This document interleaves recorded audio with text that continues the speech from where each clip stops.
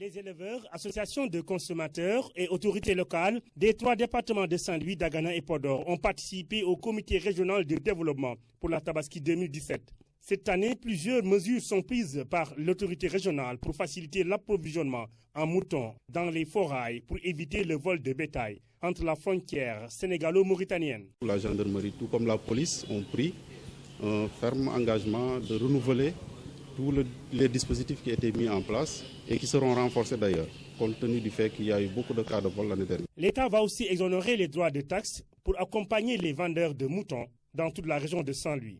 Mesures qui nous viennent déjà du niveau central avec la circulaire de M. le Premier ministre relativement à l'assouplissement du contrôle au niveau des routes, l'autorisation à bord de chaque camion de 3 bergers pour surveiller un peu le bétail, entre autres mesures. Donc nous avons demandé aux forces de sécurité d'appliquer immédiatement ces mesures qui sont arrêtées par le gouvernement du Sénégal.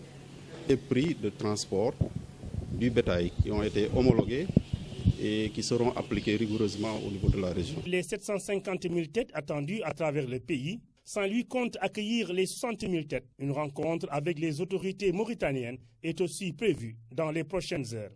Nous, l'année dernière, on était à un peu plus de 55 000 têtes. Donc cette année, nous attendons à peu près la même chose. Mais je dois préciser que l'année dernière, on avait beaucoup plus de moutons venant de la production locale que de moutons venant d'ailleurs. Dans les forails, les vendeurs arrivent petit à petit. Les acteurs ont profité de cette rencontre pour les appeler à diminuer le prix du mouton de Tabaski.